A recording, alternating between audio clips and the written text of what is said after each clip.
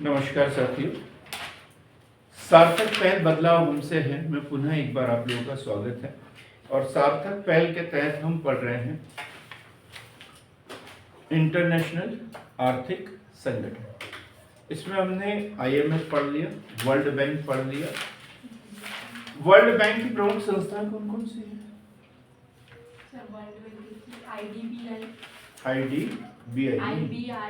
IFC, हाँ, ICSID और MIDI।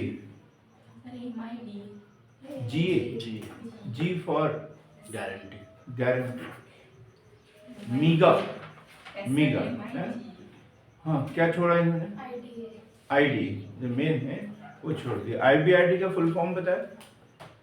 International bank for हाँ, reconstruction and development, reconstruction and development. कब हुई थी स्थापना इसकी, आप बताओ पीछे हो कभी तो। IBRD की स्थापना फटफट जवाब देना एकदम जल्दी जल्दी। हाँ, याद है नहीं, उसको याद करने की जरूरत ही नहीं है। 27 दिसंबर 1945। यही तो एकमात्र संस्था है जो पहले WB के नाम से जानी जाती थी और फिर उसमें IDA जुड़ गया। ठीक, हाँ। IBRD ने कब काम करना शुरू किया?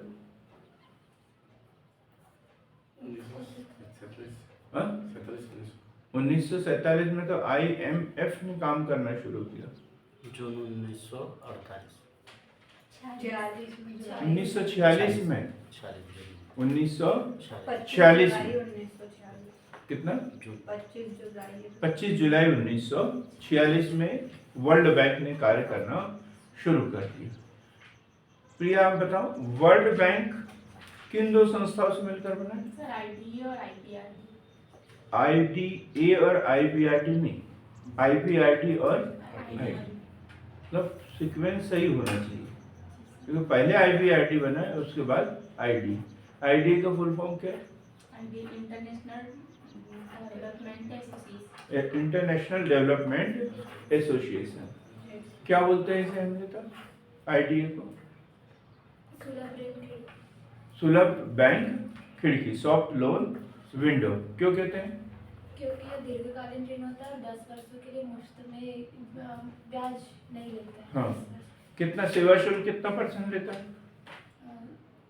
0.75 ये 1.5 नहीं 0.0 0.75% मात्र ये सेवा शुल्क लेता है।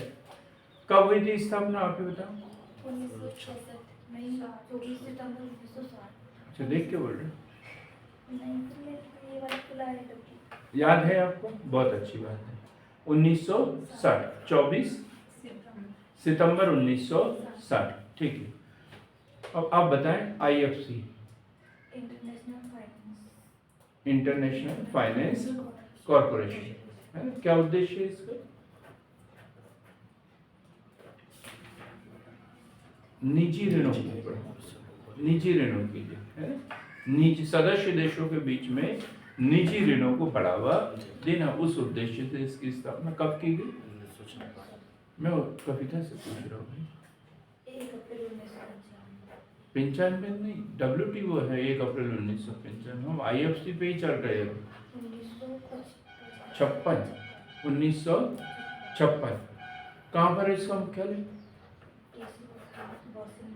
Washington DC। मुख्यालय कहाँ पर? Washington DC। ठीक है, अब बताओ मीगा, MIGA फुल फॉर्म बताओ मीगा का।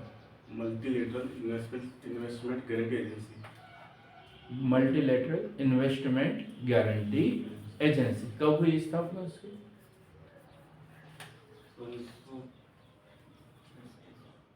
नहीं तो 1988। कब स्थापना हुई? 1988। क्या काम है इसका, उद्देश्य क्या है?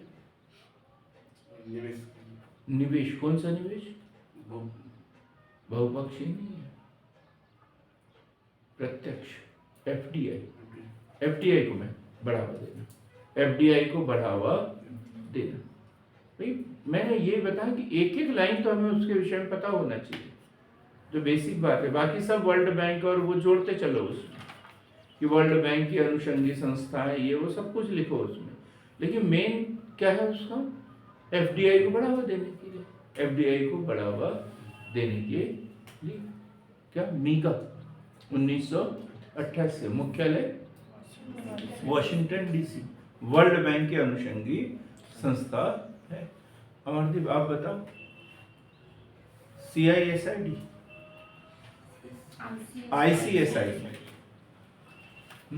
सर वर्ल्ड बैंक की एक संस्था उसका है। फुल फॉर्म बताओ, सर फुल फॉर्म उतना याद नहीं है। कैसे काम चलेगा? सबसे ज्यादा जरूरत तो आपको है। कितने क्वेश्चन बने इसमें से कल आपके टेस्ट में? ये सब बंद पूरे रहते हैं। आए कितने ये पूछ रहा हूँ। ये इसी के, हाँ ये भी आया था। ये भी आए थे, हमने नहीं बनाया पेपर, किसी और ने बनाया था, उसके बावजूद उसमें से 6-7 क्वेश्चन आ गए थे। हाँ आप बताओ।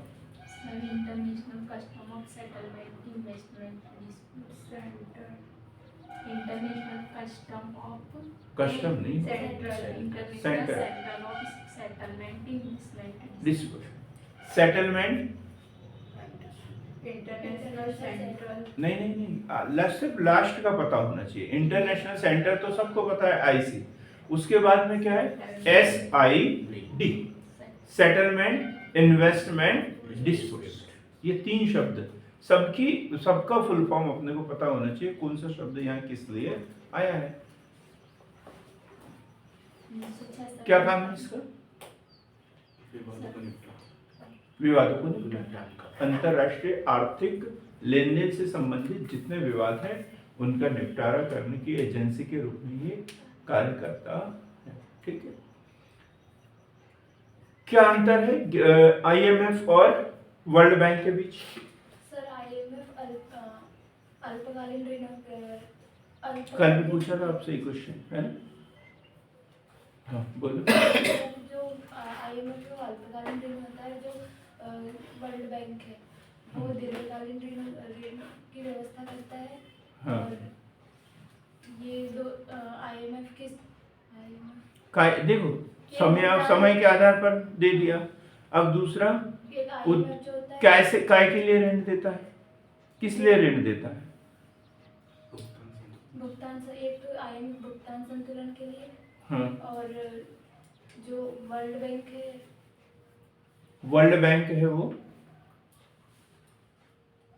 आर्थिक विकास की परियोजनाओं को पूरा करने के लिए ऋण देता है। ठीक, अब तीसरा अंतर ब्याज दर के आधार पर बता दो। सर IMF की जो ब्याज दर है वो कम, नहीं, उनको थोड़ा सा उनको खुद को विचार करने दो। IMF की दर उच्च होती है और जो वर्ल्ड बैंक की जो ब्याज दर होती है वो कम होती है।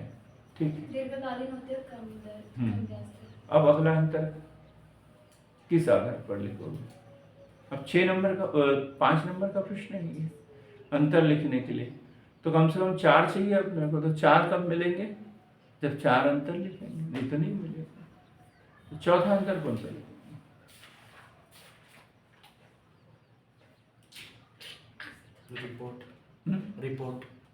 रिपोर्ट लिख सकते हैं, ये IMF वर्ल्ड आउटलुक रिपोर्ट है। वर्ल्ड बैंक की रिपोर्ट नहीं लिखवाई क्या मैंने? अभी लिखवा दी। लिखवाई नहीं है। हाँ? नहीं लिखवाई होती। मैं लिखवा देता हूँ। हाँ, एक अंतर ये भी लिख सकते हैं कि IMF ने जो है वो दिसंबर 1947 से कार्य करना शुरू किया और वर्ल्ड बैंक ने 25 जुलाई 1946 से काम करना शुरू किया। एक ने 1947 से, एक ने 1946 से कार्य करना शुरू किया। जो IMF है एक ही संस्था है, वर्ल्ड बैंक में 5 संस्थाएं, उसकी अनुषंगी संस्थाएं हैं। देखो अंतर हमें बनाते आना चाहिए। जब दोनों चीज़ों के बारे में पूरी जानकारी है तो फिर हमें लिखते आना चाहिए। लिखना क्या एक कला होती है, याद करना अलग चीज़ है, लिखना एक कला है। लोगों को सब कुछ पता रहता है लेकिन फिर भी वो बता नहीं पाते, और किसी को कुछ नहीं होता फिर भी वो बोर्ड देख के 5 मिनट भाषण दे देता है।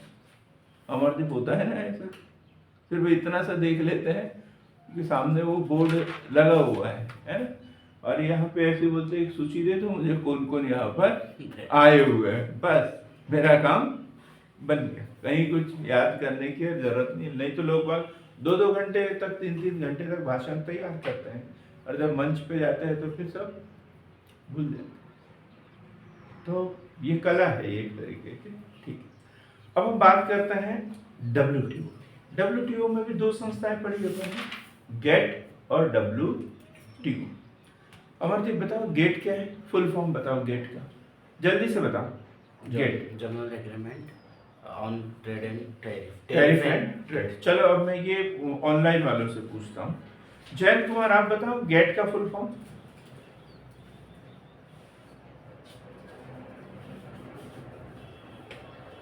Tariffs and trade. कहाँ स्थापना हुई थी इसकी?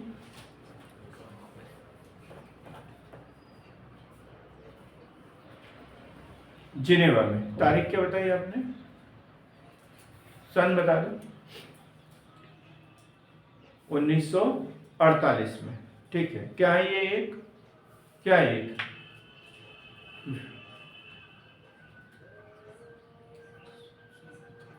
प्रपत्र कैसे हुआ, हस्ताक्षर किया? तो जब बहुत से लोगों ने सहमति व्यक्त की तो प्रपत्र नहीं हुआ है। प्रपत्र तो तब होता है जब कोई अधिकारी हस्ताक्षर कर देता है और बोलता है इसे लागू करो, है ना, वो प्रपत्र है। अब इसमें सब लोगों ने सहमति दी है तो ये क्या है? एग्रीमेंट, समझौता है। यह एक समझौता है, ये शब्दावली इसकी। व्यापार और प्रशुल्क को लेकर एक समझौता है जो 1948 में हुआ था और इसका मुख्यालय स्विट्जरलैंड की राजधानी जेनेवा में है। 3 नंबर का यदि क्वेश्चन आया तो ये लिखेंगे। गेट क्या है? बात क्लियर हो गई? गेट क्या है मतलब पता होने के बाद में उसे 2-3 लाइन में अपने को बांधते आना चाहिए, ठीक है। उरुग्वे राउंड बताए जरा, काजल मैडम आप बताए उरुग्वे राउंड।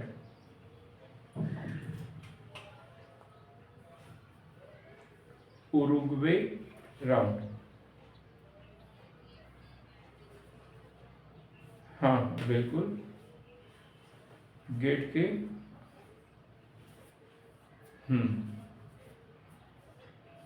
ठीक है। 1900 कब हुई थी? 1994 में, ठीक है। और कौन सा प्रस्ताव इसमें पारित हुआ था? डंकल प्रस्ताव। क्या था डंकल प्रस्ताव? डंकल प्रस्ताव में ऐसा क्या था जो बहुत चर्चित हुआ था? उन्होंने बोला था, हाँ,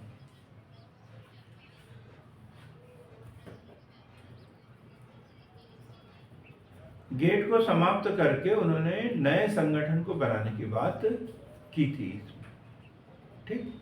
और इस पर विचार विमर्श करने के लिए बैठक कहाँ हुई थी? आपके दिमाग में उत्तर चलते रहना चाहिए, है ना। मुझे पता चला कि आप बैठे हैं सिर्फ। बताएं जरा, काजल मैडम आप ही बताओ, कहाँ बैठक हुई थी? मोरक्को के मराकेश नगर में।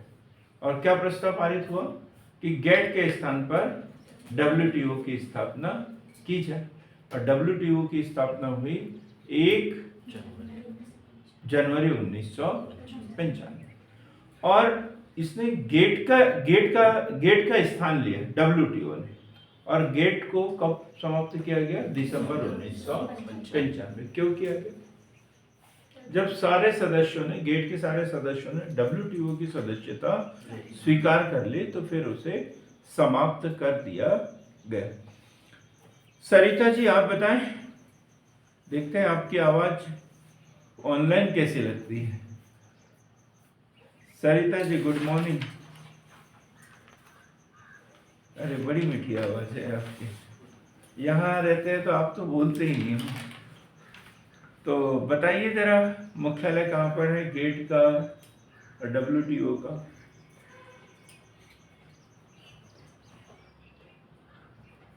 था, और WTO का कहाँ पर है?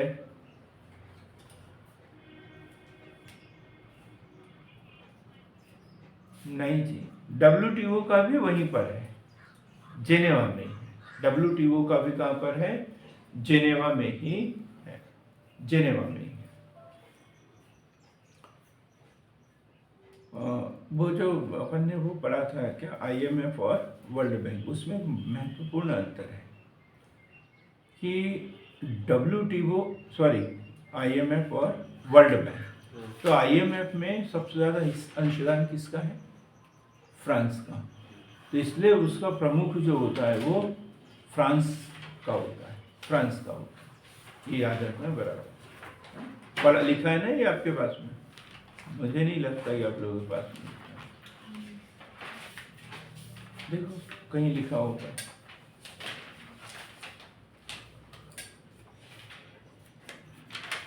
IMF में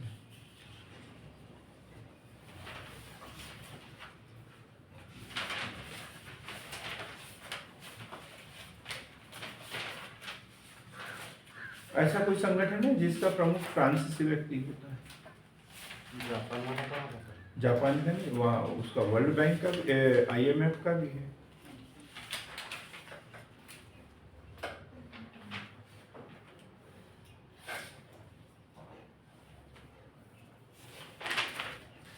नोट कर लो उसको कहीं।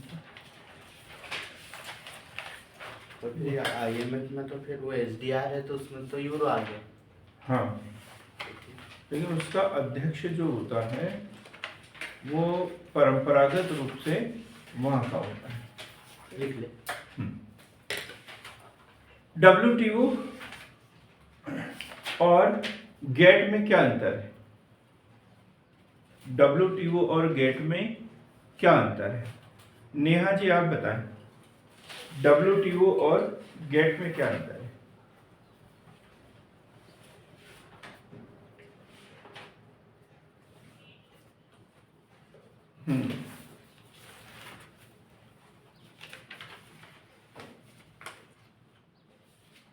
हाँ, ये WTO गेट एक समझौता है या संधि है, बिल्कुल सही है। और WTO एक आधुनिक संस्थान है। संस्थान कैसा? पहले उसकी सिर्फ बैठकें होती थी, इसके अलावा कुछ नहीं। अब इसका क्या है? एक ऑफिस है, नियमित कर्मचारी है, सब कुछ है इसका। तो ये क्या बन गया? एक संस्थान बन गया। क्लियर? गेट क्या है? एक समझौता। और WTO क्या है? एक संस्थान। क्लियर हो गया? पहला अंतर, गेट एक समझौता और WTO एक संस्था। गेट के बारे में बताया मैंने कि इसके कोई संविधान का अनुमोदन नहीं, गेट का कोई संविधान नहीं था, गेट के संविधान का अनुमोदन नहीं था। और WTO का क्या है? एक संविधान है और जिसका सभी देशों ने अनुमोदन किया है, स्वीकार किया है। क्लियर हो गया? दूसरा अंतर। तीसरा अंतर, गेट में केवल विकसित देशों का प्रभुत्व था, विकसित देश, और इसमें क्या है? सबको समानता का दर्जा दिया गया है, तो सभी देशों को समान अधिकार दिए गए। गेट में विकसित देशों का प्रभुत्व था और WTO में सभी देशों को समान अधिकार दिए गए। गेट में क्या था? यदि अंतरराष्ट्रीय विवाद हो जाते हैं तो उसका समाधान करने के लिए कोई संस्था नहीं थी, और इसमें क्या है? उसका अंतरराष्ट्रीय विवादों का समाधान करने के लिए भी एक नियमित संस्था है। भाई ये क्या है? ये एक संस्थान है। तो संस्थान में क्या होता है? अलग अलग ब्रांच होती है। एक सदस्यता देने वाली ब्रांच है, तो एक उनका हिसाब किताब रखने वाली ब्रांच है, एक व्यापार का हिसाब किताब रखने वाली है, दूसरा जो नियमों का उल्लंघन करते हैं तो उसके लिए क्या दंड का प्रावधान करना है, वो संस्था है।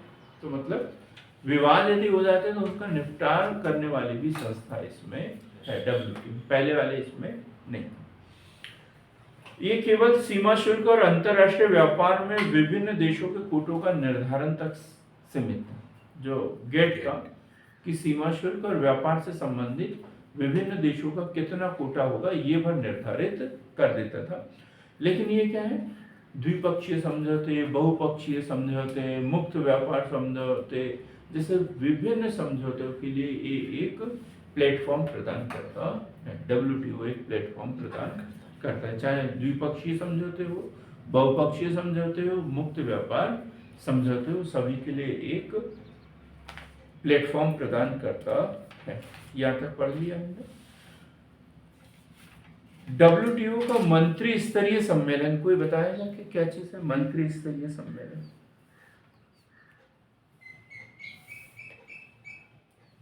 अग्रवाल मुस्कान जी आप बताएं, मंत्री स्तरीय सम्मेलन।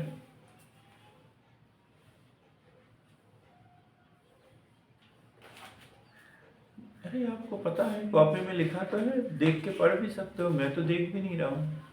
सब लोग दिखते हैं, बस आप नहीं दिखते मुझे। लिखा है आपके पास में? लिखा है आपके पास में?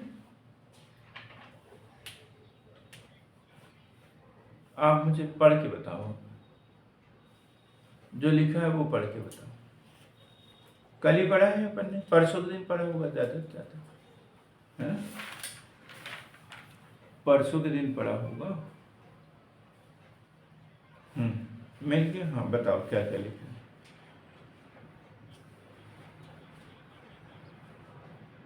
बिल्कुल ठीक।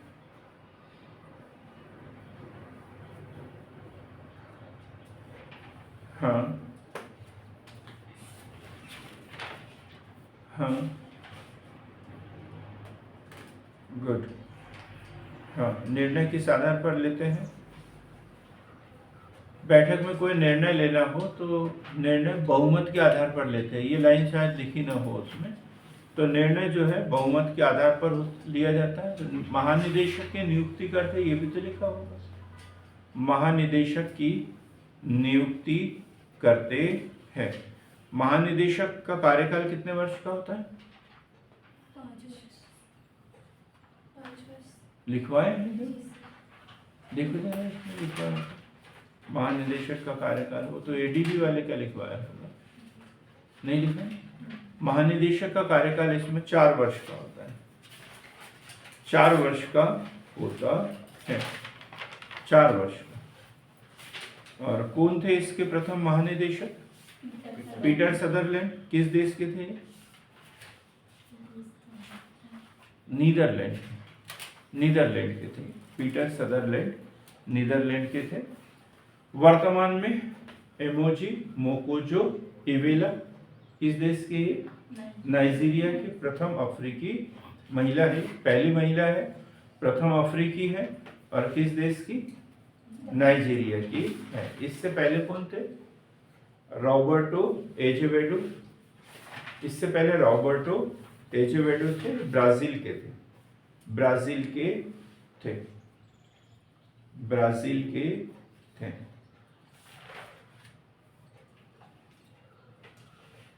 एक 164वां सदस्य कौन है योगेश इसका WTO का? अफगानिस्तान। अफगानिस्तान। बहुत बढ़िया। इसकी लास्ट बैठक कहाँ हुई थी अमरदीप? पढ़ा तो अपन 2020 में होना था। कहाँ पर? ये कजाकिस्तान। कजाकिस्तान के नूर सुल्तान में होना था, लेकिन हाँ। हुई कहाँ हुई है? जेनेवा, स्विट्जरलैंड और आजाद। जेनेवा में हुई। एडीबी की तुलना हम इससे करेंगे सार्क से। पहले हम सार्क पढ़ लेते हैं। इसमें खोलना है सार्क लास्ट में। सार्क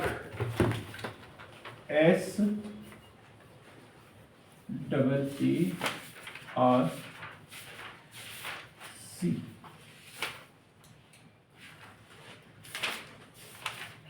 सार्क अमरदीप इसे क्या बोलते हैं? दक्षिण। दक्षिण। दक्षिण यदि बोला जाए तो फिर फुल फॉर्म क्या होगा? सार्क यदि बोला जाए तो फिर इसका फुल फॉर्म क्या होगा? SAARC South Asian association, South Asian association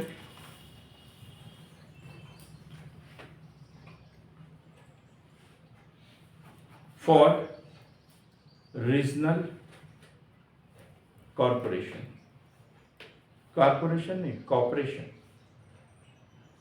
corporation अर्थात सहयोग।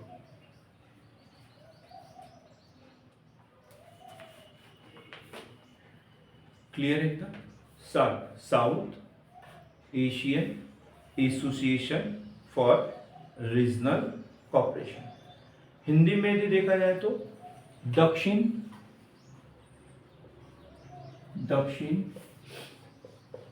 एशियाई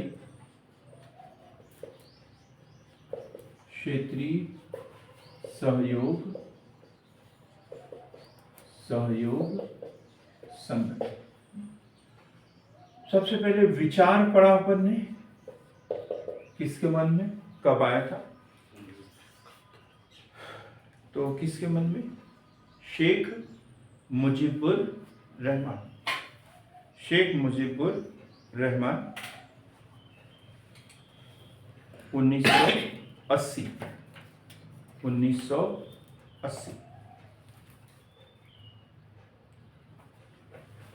स्थापना कब हुई? 7-8 दिसंबर 1985 स्थापना। शेख मुजीबुर रहमान, ये कहाँ के थे? बांग्लादेश, ठीक। और स्थापना 7-8 दिसंबर 1985। मुख्यालय कहाँ होता है इसका? काठमांडू। कहाँ पर है कविता मैडम? काठमांडू।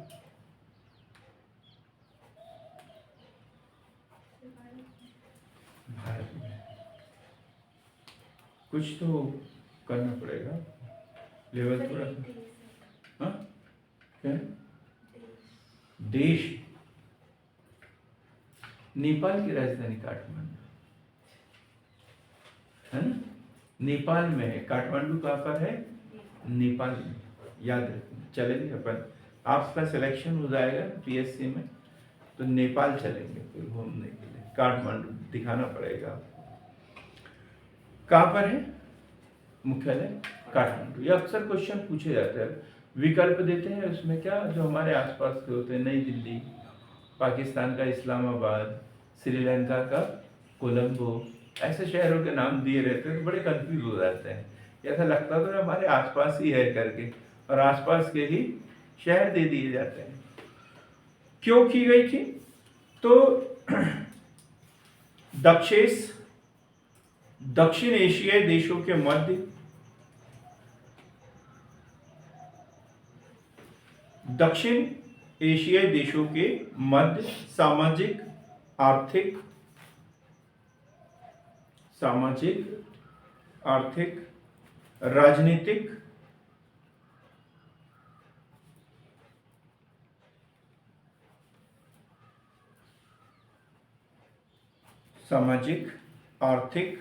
राजनीतिक तथा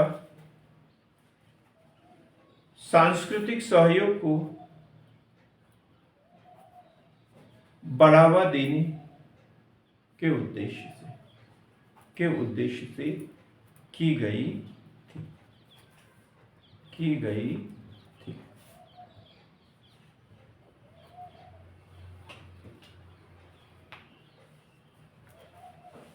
अब यदि यही क्वेश्चन पूछ दिया जाए, दक्षेश क्या है तो क्या लिखेंगे? दक्षेश क्या है? पहले तो दक्षिण एशियाई क्षेत्रीय संगठन है और इसकी स्थापना 7-8 दिसंबर 1985 को मुख्यालय नेपाल के काठमांडू में। हाँ। और इसका उद्देश्य है ना, तो उद्देश्य को ही सबसे पहले लिख लेना है। तो दक्षिण एशियाई क्षेत्रीय सहयोग संगठन है, जिसका उद्देश्य क्षेत्र में सामाजिक, आर्थिक, राजनीतिक तथा सांस्कृतिक सहयोग को बढ़ावा देना है। इसकी स्थापना 7-8 दिसंबर 1985 को और मुख्यालय नेपाल की राजधानी काठमांडू। अब कंप्लीट हो रहा है। उद्देश्य वो होना चाहिए, क्या है ये? तो एक क्षेत्रीय सहयोग संगठन। क्लियर एकदम? आगे लिखेंगे, वर्ष 1985 में ढाका में आयोजित दक्षिण एशियाई देशों के शिखर सम्मेलन में दक्षेस की स्थापना के लिए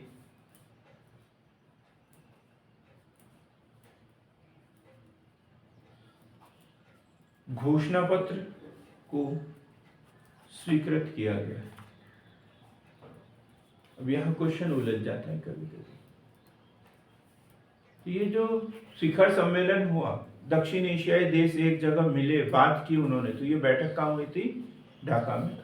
और क्योंकि ये विचार भी उन्हीं का था, विचार भी उन्हीं का था, ढाका का, बांग्लादेश का, तो इसलिए वहां उन्होंने बैठक बुलाया कि भाई मैं ये मेरे मन में चल रहा है, तो अपन एक बैठक कर लेते। उन्होंने बुलाया और फिर स्वीकृत हो गया, तो बोले कि भाई नेपाल में कर लेते इसका, सचिवालय कहाँ कर लेते हैं? नेपाल में। तो सचिवालय, या जिसे हमने मुख्यालय बताया, तो मुख्यालय को किस नाम से जाना जाता है? सचिवालय। और कहाँ पर रखा है? नेपाल के काठमांडू, नेपाल के काठमांडू में। अब सदस्य देशों की बात करते हैं। सदस्य देश और दूसरा होता है पर्यवेक्षक। पर्यवेक्षक सदस्य, यहां पे भी क्वेश्चन बन जाता है कभी कभी। तो सदस्य देश कितने हैं? 8। और 8वां सदस्य कौन सा है? अफगानिस्तान, जो 2007 में शामिल हुआ। और बाकी सदस्य थे भारत, पाकिस्तान, नेपाल, भूटान, बांग्लादेश, क्या क्या बताया मैंने? भारत, पाकिस्तान, नेपाल, भूटान, बांग्लादेश, मालदीव, 3, 6, एक श्रीलंका, और 7, 8वां कौन सा बताया? अफगानिस्तान।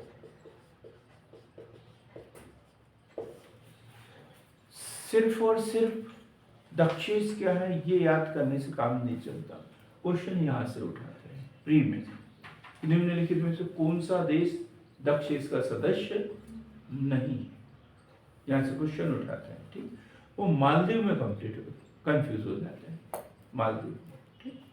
तो याद रखना बराबर, भारत, पाकिस्तान, अफगानिस्तान, नेपाल, भूटान, बांग्लादेश, श्रीलंका और मालदीव।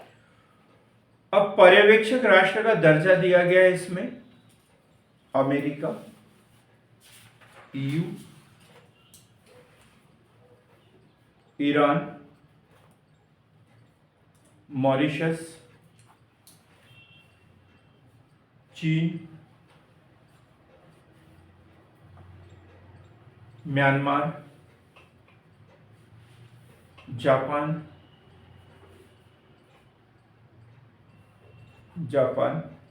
दक्षिण कोरिया,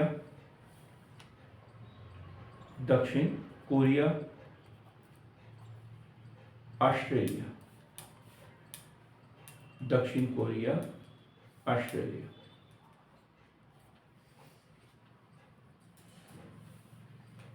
ये देश जिनको पर्यवेक्षक राष्ट्र का दर्जा दिया गया है आते हैं, बैठकों में भाग लेते हैं, वोट नहीं कर सकते, नीति निर्धारण में इनका कोई योगदान है क्या? नहीं। उद्देश्य देखिए इसके, सार्क चार्टर जो बना है इसके उद्देश्य क्या थे, तो लिख लेते हैं। दक्षिण एशियाई देशों के मध्य क्षेत्रीय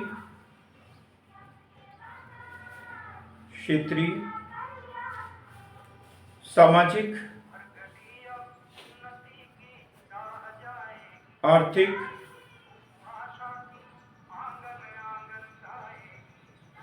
राजनीतिक व सांस्कृतिक कल्याण को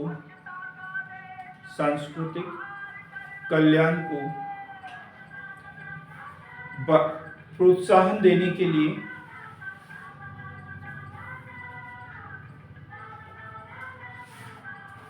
व उनके जीवन स्तर में सुधार करना,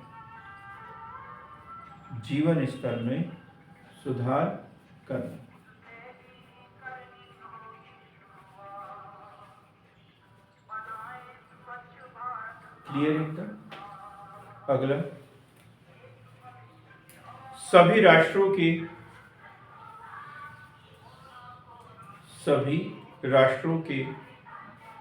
लोगों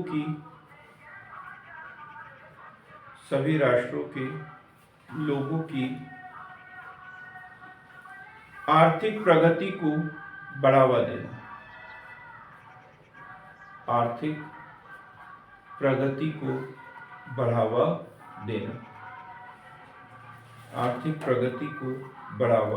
देना, अगला, सदस्य देशों में सामूहिक आत्मनिर्भरता को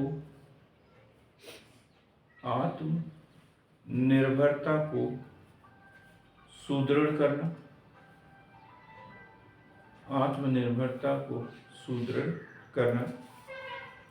लास्ट पॉइंट लिखेंगे। अन्य विकासशील देशों के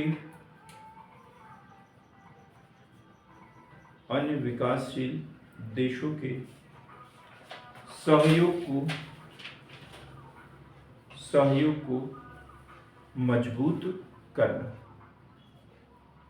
गारंटेड क्वेश्चन है, ये ऐसे क्वेश्चन है जो एग्जाम में मेंस में लिखना ही होता है ना। हमें सब कुछ पता रहता है, दक्षेश क्या है, स्थापना कहाँ होगी, लेकिन ये छोटी छोटी बातें, उद्देश्य क्या है, ये वो इसमें कंफ्यूज हो जाते हैं। अब कार्य क्या है इसके, तो क्या लिखेंगे भाई अमरदीप जी? कार्य क्षेत्रीय सहयोग को बढ़ावा देना, सामाजिक, आर्थिक, राजनीतिक। ये तो उद्देश्य भी हो गए। वह क्षेत्रीय सहयोग को बढ़ावा देने के लिए क्या कार्य करता है? लोगों के जीवन स्तर को उच्च करना इसका उद्देश्य है। तो जीवन स्तर को उच्च करने के लिए क्या कार्य करता है, तो ये सब बातें इसमें लिखना है। मानव संसाधन विकास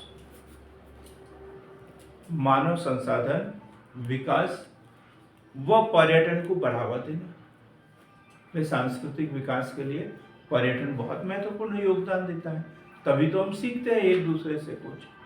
तो मानव संसाधन विकास व पर्यटन को बढ़ावा देना। अगला,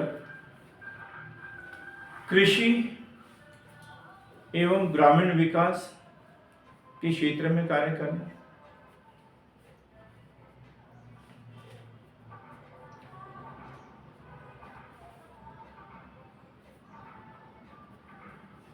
पर्यावरण प्राकृतिक आपदा के समय में सहयोग करना।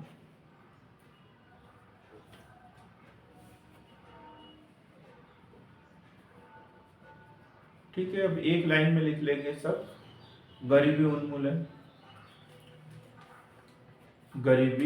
उन्मूलन, सूचना प्रसार, ऊर्जा परिवहन,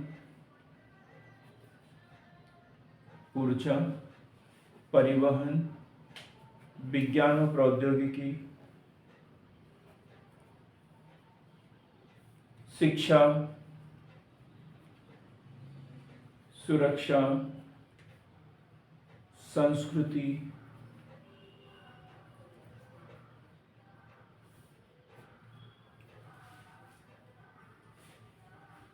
संस्कृति, बायोटेक्नोलॉजी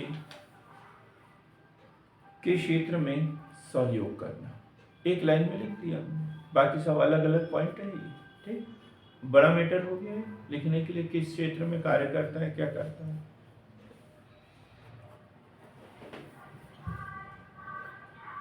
कहाँ पर है इसका सचिवालय, कहाँ पर है कविता?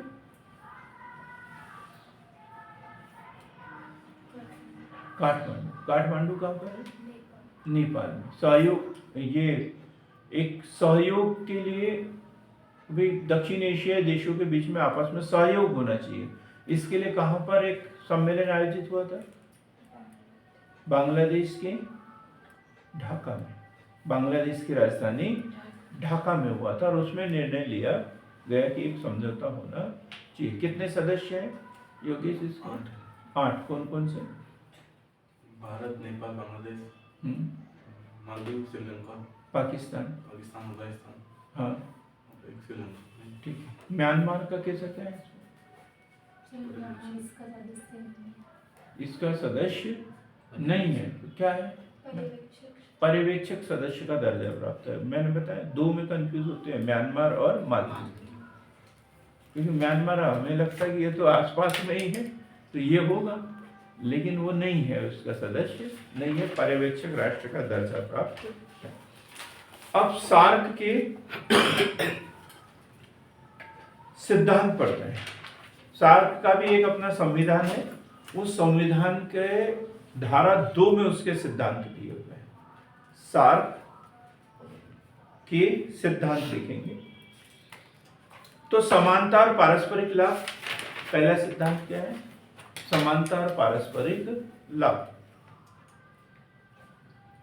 सिद्धांत बड़े महत्वपूर्ण है ये सिद्धांत। कहाँ बताया था हमारे दिन मैंने? चार्टर की धारा 2 में। पहला क्या बताया? पारस्परिक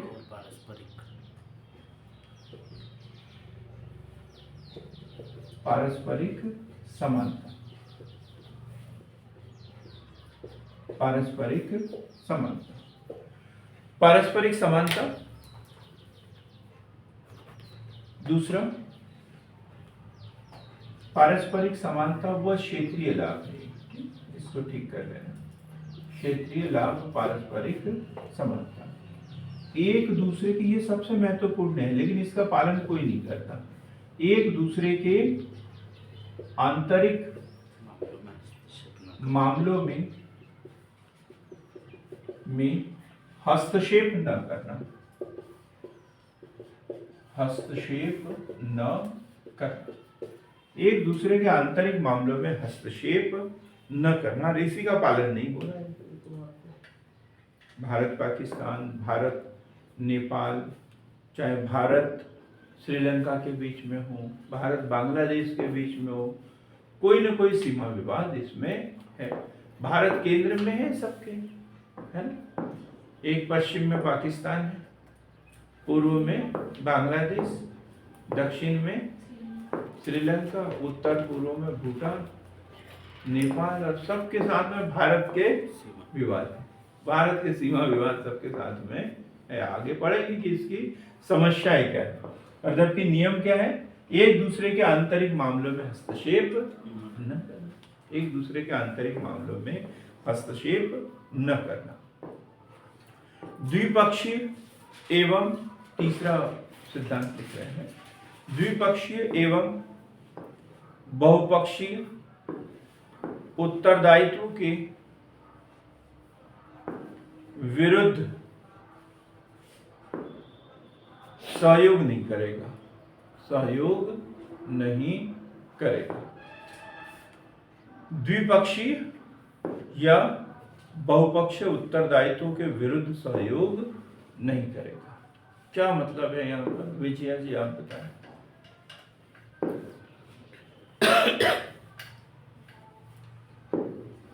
सर मतलब जो दो देशों के जो होता है, हाँ, और सर जी द्विपक्षीय बहुपक्षीय जो भी होगा हाँ। उसको बढ़ावा देगा, बढ़ावा लाभ काम नहीं करे। विरुद्ध सहयोग नहीं करेगा बोल रहे हैं। विरुद्ध बोल रहा मतलब हाँ, करेगा, सहयोग ये देखो। करेगा। अब ये 8 राज्य हैं, है ना? अब ये इन दोनों के बीच में कोई समझौता हुआ है, अब उनके बीच में कोई विवाद हुआ है और वो दक्षेश के पास जाए तो बोले हम इसमें कुछ नहीं कर सकते, इसके लिए तुम्हें WTO के पास जाना पड़ेगा, वो निपटेगा तुम्हारा मामला, संयुक्त राष्ट्र संघ नहीं निपटेगा, ये तुम्हारा आपसी मामला है। ये है इसमें, हम तो उन्हीं की बात करें जो दक्षेश के माध्यम से कोई समझौता हो रहा है। तो बात समझ में आ गई। यदि आपस के आपका कोई समझौता हुआ हो तो उससे हमें कोई लेना देना नहीं है, हम मना भी नहीं करेंगे। तुम 2 देश या 3 देश मिलकर कोई समझौता करते हो तो हमें उससे कोई आपत्ति भी नहीं। क्लियर है? आर्टिकल 3 में क्या दिया हुआ है? अनुच्छेद 3 में, ये चार्टर 2 में हो गया, चार्टर की धारा 2 में धारा 3 की बात करते हैं। धारा 3 में दिया हुआ है सार्क के सदस्य राष्ट्रों के राष्ट्राध्यक्ष या प्रतिनिधि वर्ष में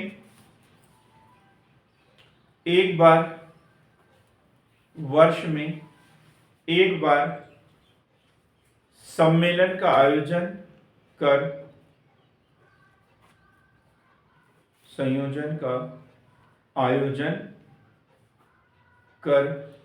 अवश्य मिलेंगे। ये बोला कि हर साल में एक बार बैठक होना चाहिए। और कौन भाग लेगा उसमें? या तो राष्ट्राध्यक्ष भाग लेंगे। राष्ट्राध्यक्ष की बात करें तो भारत से कौन लेगा? हेमलता जी।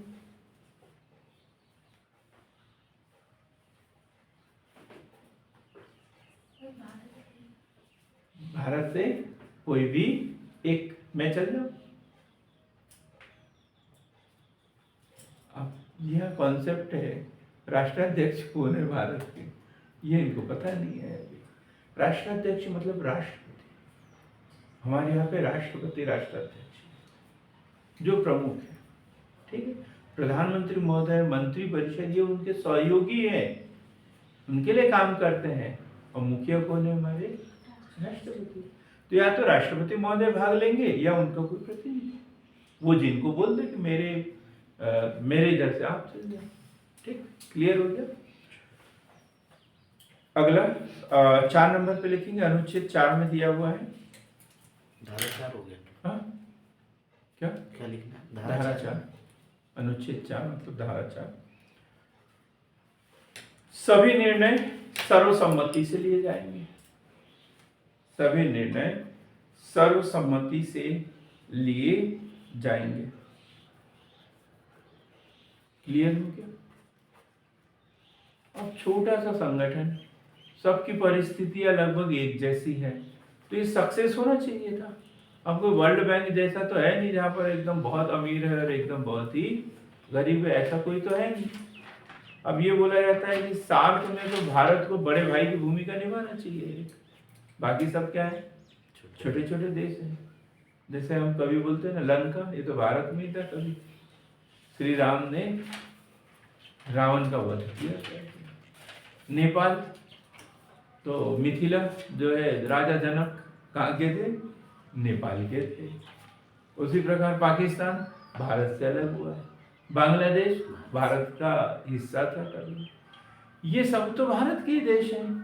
तो ये भारत की उसमें मुखिया है, बड़ा देश भी है क्षेत्रफल में, जनसंख्या में, आर्थिक रूप से संपन्न, सभी मामलों में। तो भारत को तो इसमें बड़े भाई की भूमिका निभा के सबको साथ में लेकर चलना चाहिए। और होता भी है, जब एक मुखिया बड़ा हो और बाकी सब छोटे हो तो ऐसे संगठन चलते हैं।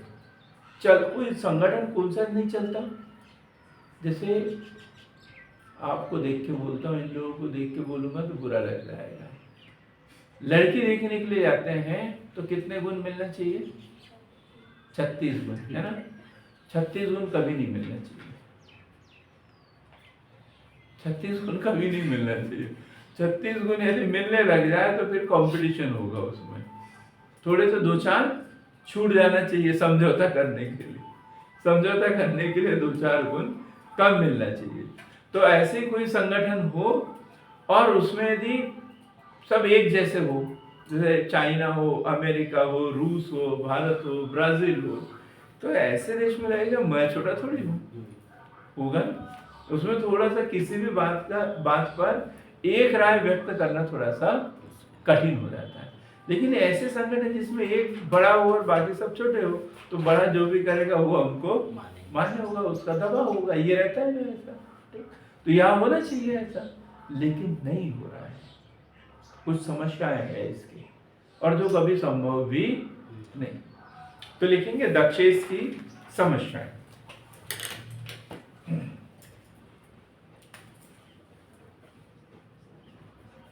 समस्याएं जब पहली बार पढ़ाया था ना, तो एक स्टूडेंट बेचारा 2 घंटे की क्लास में मेरे को घूरते ही रहा। क्यों?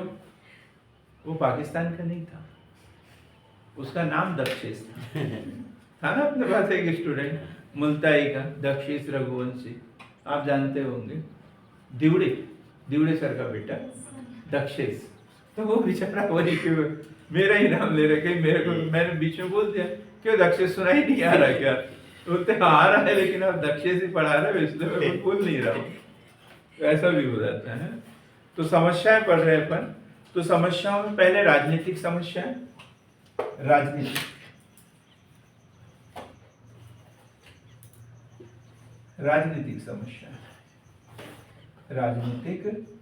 समस्या। अब राजनीतिक समस्याएं कौन सी है, इसको भी अलग अलग पार्ट में पढ़ेंगे अपन। राजनीतिक समस्याओं में द्विपक्षीय विवाद, मुख्य रूप से सीमा विवाद,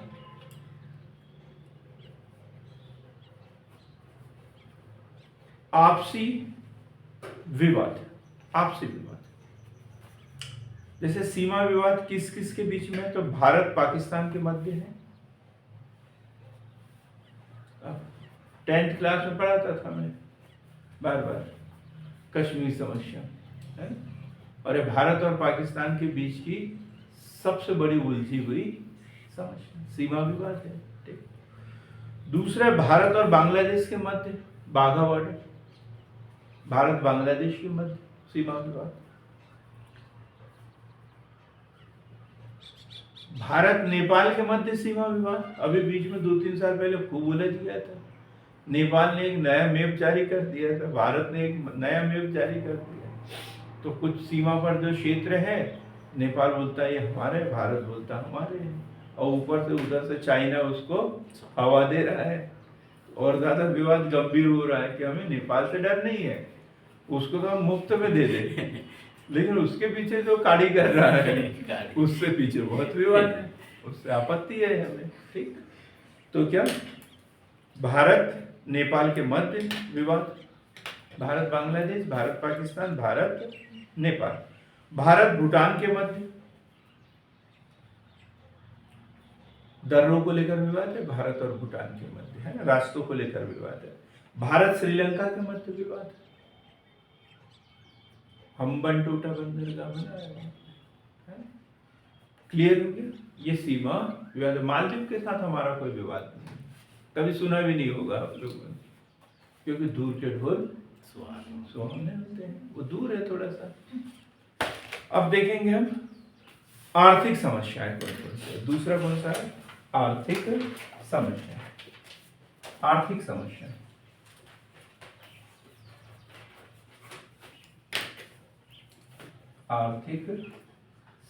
है।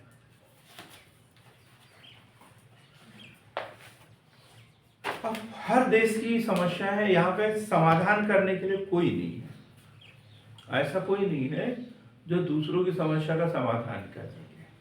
सब समस्या ही समस्याएं हैं। 4 लोग मिल जाए, बोले कि हम चारों बैठ के पीएससी की तैयारी करेंगे, ठीक है, चारों मिल के पढ़ते जाएंगे अपन, और चारों के पास किताब नहीं है ना समस्या। अब कौन समाधान करेगा उसका? भाई संगठन बना है तो साधन भी तो होना चाहिए किसी के पास में जो एक दूसरे का सहयोग कर सके, लेकिन सब में समस्याएं ही समस्याएं हैं। तो लिखेंगे सभी राष्ट्र जनसंख्या विस्फोट, जनसंख्या विस्फोट, बेरोजगारी, भूखमरी, कुपोषण, भ्रष्टाचार,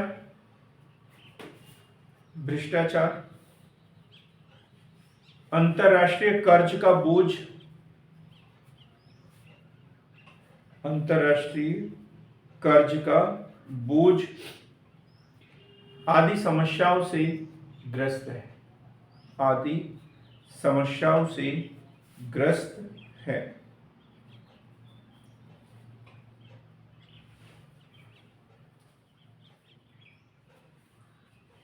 फिर लिखेंगे क्लियर हो गया है। आर्थिक समस्या कौन कौन सी है? जनसंख्या विस्फोट, जैसे भारत सबसे अधिक जनसंख्या वाला देश अभी बन चुका है, ठीक। पहले वैसे तो चाइना है, लेकिन अभी जो करंट के आंकड़े आ रहे हैं ये स्पष्ट नहीं है, लेकिन ये बोला गया कि भारत सबसे अधिक जनसंख्या वाला देश बन चुका है, ठीक। बांग्लादेश छोटा सा देश है, लेकिन जनसंख्या घनत्व सबसे ज्यादा है एशिया में, बहुत अधिक जनसंख्या घनत्व है वहाँ पे, ठीक। ऐसे ही नेपाल, श्रीलंका, सभी देश आकार में छोटे लेकिन जनसंख्या विस्फोट की स्थिति में। क्या होता है जनसंख्या विस्फोट? कविता बताएं जनसंख्या विस्फोट कैसे होता है।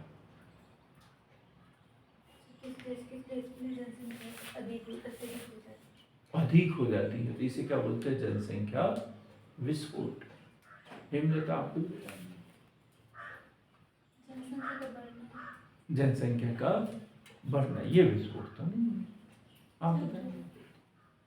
जब किसी देश की जनसंख्या इतनी अधिक हो जाती है कि वहाँ उपलब्ध संसाधन की आवश्यकताओं की पूर्ति करने में सक्षम नहीं होते। अमरदीप आप कुछ प्रकाश डालेंगे? मृत्यु दर, जन्म दर, इनसे भी गुड, ये तो अंत देखो पहले क्या था, देखो जनसंख्या वृद्धि के दो फैक्ट है, एक जन्म दर और मृत्यु दर। जन्म दर और मृत्यु दर दोनों अधिक है, दोनों अधिक, जन्म दर भी अधिक है, इनकमिंग आउटगोइंग दोनों अधिक है। यही बोला गया है, जन्म दर अधिक आउट और मृत्यु दर अधिक, दोनों अधिक है, तो क्या हुआ? जनसंख्या स्थिर। पहले यही होता था, विभिन्न प्रकार की महामारियां वगैरह आ जाती थी, कुपोषण होता था, भूखमरी होती थी, सब कुछ होता था, प्राकृतिक आपदाएं भी ज्यादा होती थी, आपदाएं, तो उस कारण क्या होता था? जनसंख्या बढ़ती नहीं थी। 1 अरब से 2 अरब होने में कम से कम 100 साल लग गए, ठीक, इतने साल। ये फिर बाद की स्थिति क्या होती है? जन्म दर और मृत्यु दर दोनों कम हो जाते हैं, दोनों कम। जैसे अमेरिका, जापान जैसे देश, इतनी जागरूकता है, बोलते बच्चा, अरे यार बाधा है, बोलते कौन, उसके कारण मैं घर से बाहर नहीं निकल पाऊंगा, ये तो ऐसी मतलब इतनी जागरूकता उनके अंदर, इतने मतलब स्वार्थी, सेल्फिश है सब कुछ, कि जीवन तो एक बार ही मिलेगा, इसलिए अपने मन मर्जी से जीव।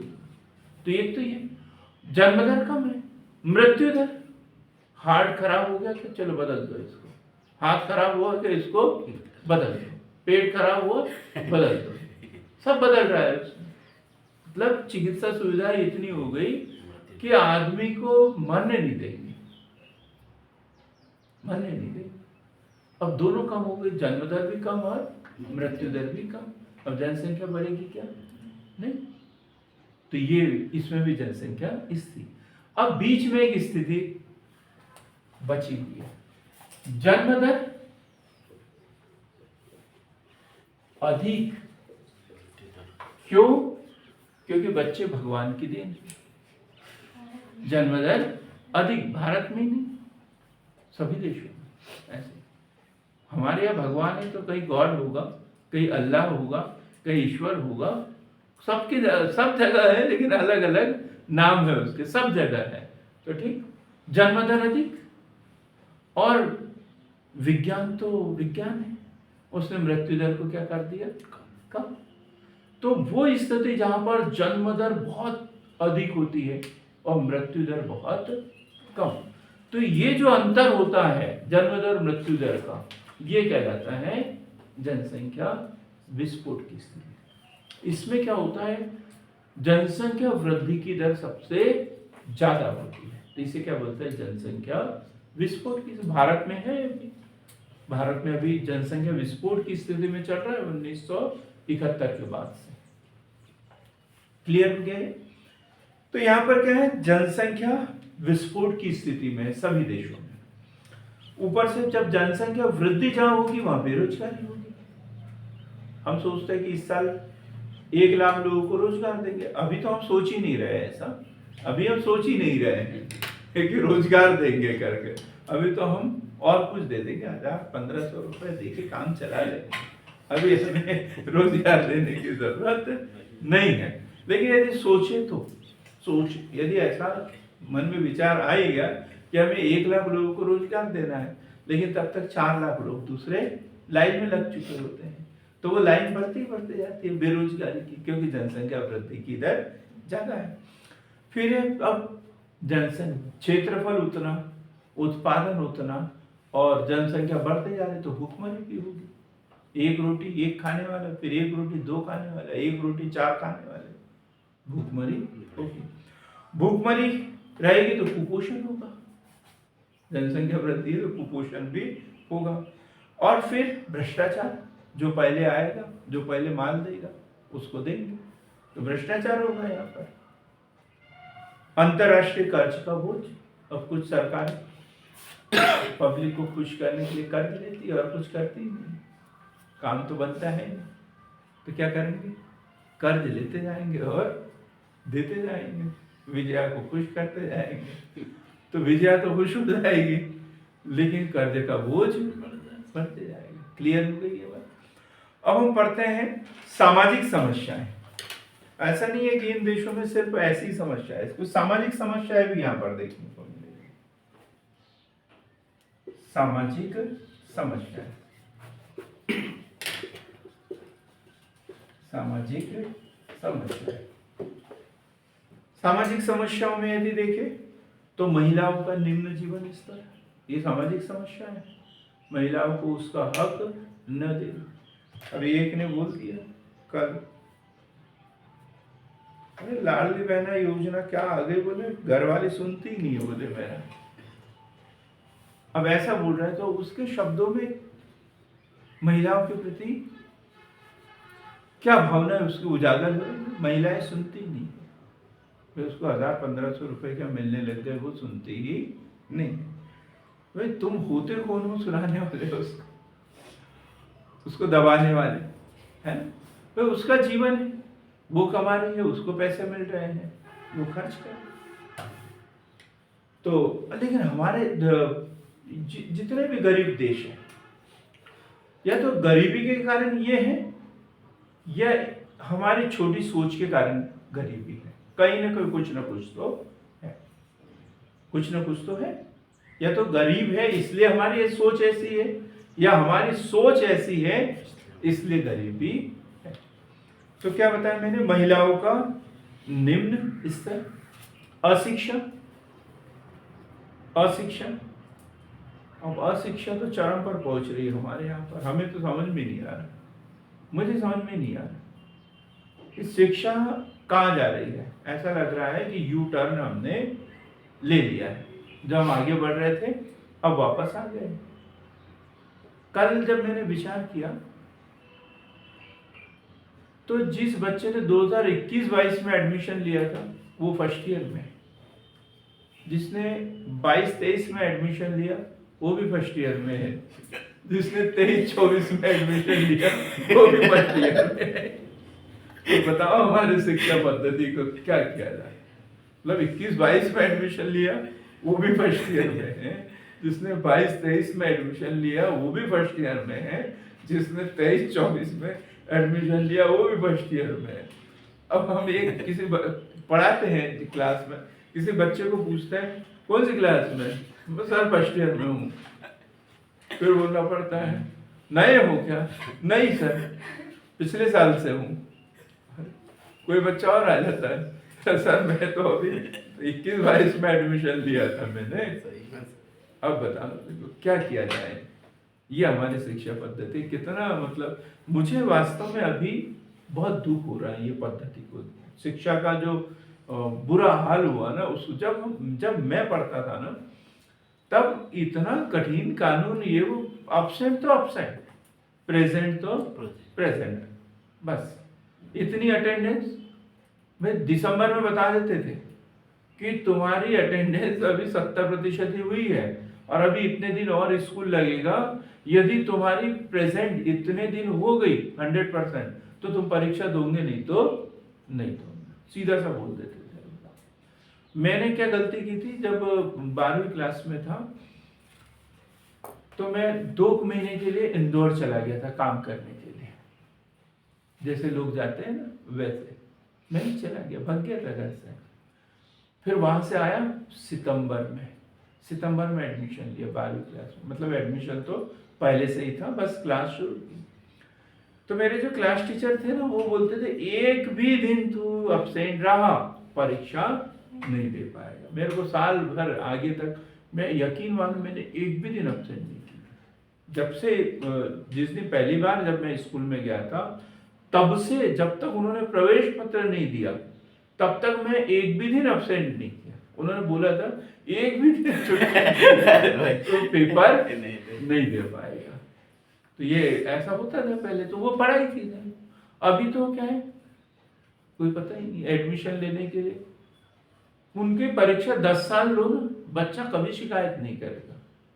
उनको शिकायत कब होती है, जब उनको छात्रवृत्ति नहीं मिलती। बस बच्चे पढ़ते काहे के लिए कॉलेज में, छात्रवृत्ति लेने पढ़ते नहीं। और रही सुई कसर हमारे सार्थक पहल के माध्यम से मुझे पता चल जाता है ये हमारा एजुकेशन का लेवल कहाँ तक पहुँचा है, कहाँ तक पहुँचा है। जैसे योगेश जी इतनी बार बताता हूँ, 2 दिन छुट्टी पे रहे, आपने बताया नहीं। अर्जुन आधार स्तंभ है, आज छुट्टी पे, उसने बताया मुझे नहीं। ऐसी गलती हम लोग कभी नहीं करते क्या। चलो ठीक है। तो सामाजिक समस्याएं, इसमें क्या पढ़ रहे थे, अशिक्षा, सामाजिक भेदभाव, सामाजिक भेदभाव, उच्च मातृत्व एवं बाल मृत्यु दर, उच्च मातृत्व एवं बाल मृत्यु दर। अब हम संस्कृति की बात करते हैं तो यहाँ सांस्कृतिक समस्याएं भी हैं, सांस्कृतिक समस्याएं।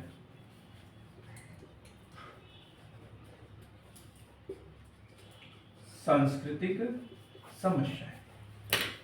अब कुछ देश ऐसे हैं और कुछ संगठन ऐसे हैं जो एक ही धर्म के हैं, कुछ देश ऐसे हैं जो सिर्फ पेट्रोल का ही उत्पादन करते हैं, तो वो सब संगठन चल रहे हैं। लेकिन हमारे यहाँ पर क्या है, सब विभिन्नताएं हैं। श्रीलंका में अलग, बांग्लादेश में अलग, पाकिस्तान में अलग, भारत में अलग। तो सांस्कृतिक समस्या जैसे धार्मिक स्थलों को लेकर विवाद, संस्कृति की असुरक्षा की भावना, असुरक्षा की भावना,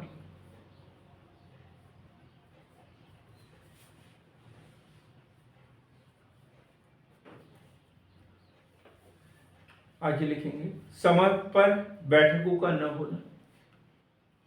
अगला जो पॉइंट है, 5वां पॉइंट होगा समय पर बैठकों का न होना। तो 1 वर्ष में बैठक होना चाहिए लेकिन हो ही नहीं पा रही।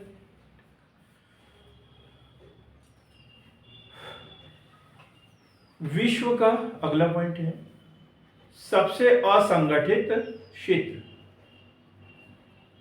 सबसे असंगठित क्षेत्र, बड़ी दिक्कत है। कालीन सबसे अच्छी पाकिस्तान में बनती है।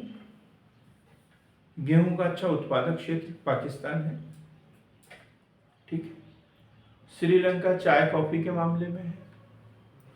भारत राजस्थान ये वो सीमेंट के उत्पादन में। ऐसा हर ये दक्षेश का जो सदस्य हैं वो सब मिलके एक दूसरे से व्यापार करें ना, तो कहीं हमें दूसरे देश में या दूसरे कई संगठन में झांकने की जरूरत ही न पड़े।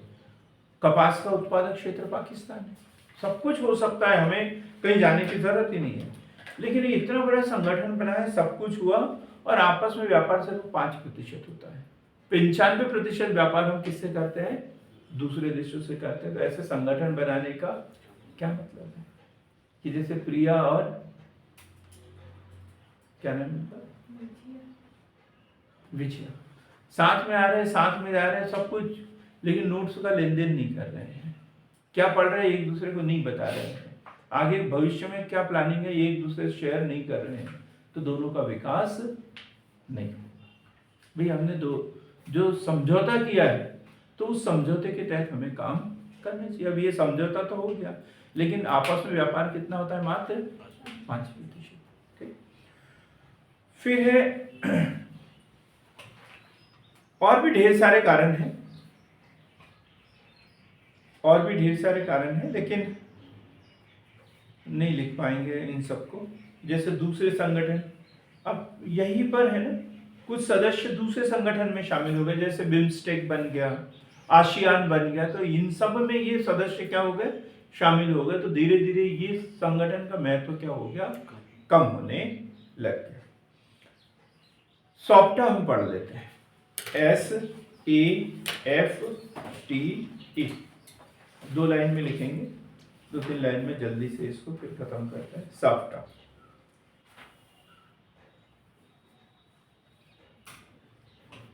South Asian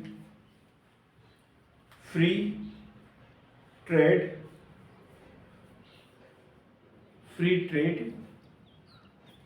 area, E for area है, क्षेत्र की बात कर रहे हैं हम। दक्षिण एशियाई मुक्त व्यापार क्षेत्र, मुक्त व्यापार क्षेत्र। सार्क की 12वीं समिट कहाँ हुई थी? इस्लामाबाद में। जो वार्षिक बैठक होती है, तो 12वीं बैठक इस्लामाबाद में हुई थी और इसमें ये बात उठी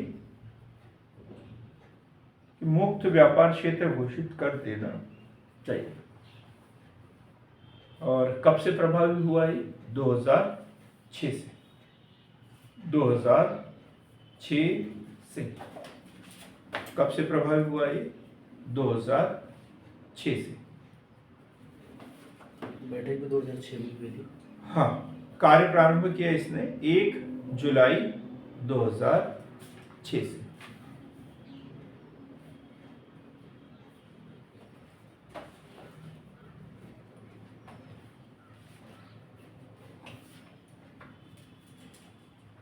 उद्देश्य क्या है? सार्क सदस्यों के मध्य धीरे धीरे व्यापार को बढ़ाना व आयात शुल्क को कम करना। आयात शुल्क को कम करना मतलब फ्री ट्रेड जोन का मतलब क्या होता है ये समझना जरूरी है। फ्री ट्रेड जोन क्या होता है हमारे? फ्री ट्रेड जोन यही ऐसा क्षेत्र है जहाँ पर मतलब एक दूसरे से व्यापार कर सके और ये आयात जो शुल्क है, हाँ, मतलब बिगड़ नियम के फ्री में काम कर, फ्री में न के बराबर। हाँ। लेकिन ऐसा नहीं है, थोड़ा सा अंतर है। जैसे जो सदस्य है ना वो उनके लिए फ्री रहेगा और बाकी दूसरा आएगा जाएगा। ये तरीके के क्या है, वो फ्री पास जारी कर देते हैं कि जिसके पास पास होगा उसको नहीं लगेगा, बाकी दूसरा कोई आएगा तो उसको टैक्स देना पड़ेगा। ऐसा नहीं कि वो फ्री ट्रेड जोन घोषित कर दिया तो कोई भी आके वहां पे फ्री में व्यापार करे, वो नहीं। जो सदस्य है जिसके पास में फ्री पास है उसके ऊपर नहीं लगेगा, बाकी सबको टैक्स देना पड़ेगा। क्लियर हो गया ना बात? तो क्या लिखा है अपने इसमें, सदस्य देशों के मध्य धीरे धीरे व्यापार को बढ़ाना व आयात शुल्क कम करना। 2009 तक, जब ये 2006 में स्थापना हुई तब ये निर्णय लिया था, 2009 तक सीमा शुल्क 20% तक कम करेंगे, 20% तक कम करेंगे। भारत, पाकिस्तान, श्रीलंका, अगली शर्त है भारत, पाकिस्तान, श्रीलंका वर्ष 2012 तक आयात शुल्क 5% तक ले आएंगे